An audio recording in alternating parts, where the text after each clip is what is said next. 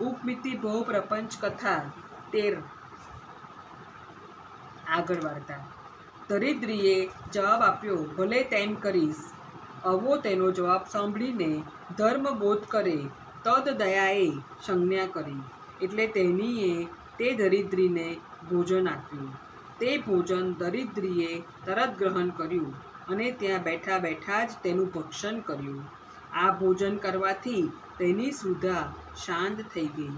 તેના શરીર ઉપર અનેક વ્યાધિઓ થયા હતા તે વિશેષ પ્રકારે ઓછા થઈ ગયા।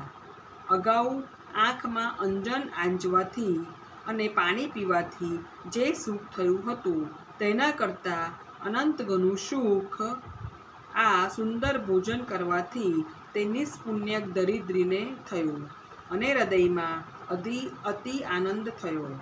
આ પ્રમાણે થવાથી તે દરિદ્રીને ધર્મબોધકર મંત્રી ઉપર ભક્તિ ઉત્પન્ન થઈ। તેના મનમાં જે શંકા હતી તે દૂર થઈ ગઈ અને તે હર્ષ પામીને બોલ્યો, હું ભાગ્યહીન છું, સર્વ પ્રાણી કરતાં ઘણો અધમ છું અને આપના ઉપર કોઈ પ્રકારનો મેં ઉપકાર કર્યો નથી, છતાં આપ મારા ઉપર આટલી બધી દયા દેખાડો છો, તેથી તમારા સિવાય હે પ્રભો મારો બીજો કોઈ નાથ નથી।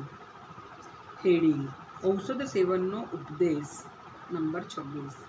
તને આ પ્રમાણે બોલતો સાંભળીને બોધકર મંત્રીશ્વર બોલ્યા, જો એ પ્રમાણે છે તો હું કહું તે થોડી વાર અહીં બેસીને બરાબર સાંભળ અને સાંભળીને તે પ્રમાણે આચરણ કર।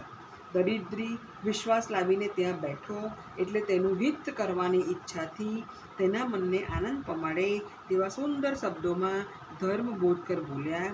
તે કહ્યું કે મારો આપના સિવાય બીજો કોઈ નાથ નથી, પણ એવું તરે બોલ્યું યોગ્ય નથી, કેમ કે રાજાના રાજા મહા ઉત્તમ ભૂપાળ આપના શ્રી સુસ્થિત મહારાજ તારા સ્વામી છે।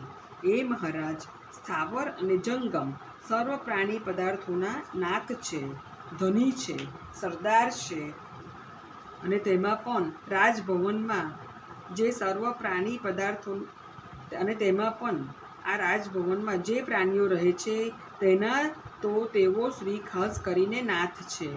જે ભાગ્યશાળી પ્રાણીઓ એ મહારાજાનું દાસપણું સ્વીકારે છે તેઓની સાથે આખું ભવન થોડા કાળમાં દાસની જેમ વર્તે છે, એટલે કે આ ભવનમાં સર્વ લોકો તેના દાસ થઈ જાય છે। જે પ્રાણીઓ અત્યંત પાપી હોય છે અને ભવિષ્યમાં પણ જેનો ઉદય થવાનો સંભવ નથી તેઓ બાપડા આ મહારાજાનું નામ પણ જાણતા નથી। જે ભાવિ ભદ્ર મહાત્માઓ આ રાજભવનમાં દેખાય છે તેને પ્રથમ તો સ્વકર્મવિવર દ્વારપાળ અંદર પ્રવેશ કરાવે છે અને તેઓ કોઈ પણ પ્રકારની શંકા વગર આ રાજાને વસ્તુતઃ સ્વીકારે છે। અંદર દાખલ થનારમાં કોઈ મુગ્ધ હોય છે તેઓને અંદર પ્રવેશ કરાવ્યા પછી જ્યારે હું તેને બધી વાત કહું છું ત્યારે વિશેષ હકીકત તેઓ સમજે છે।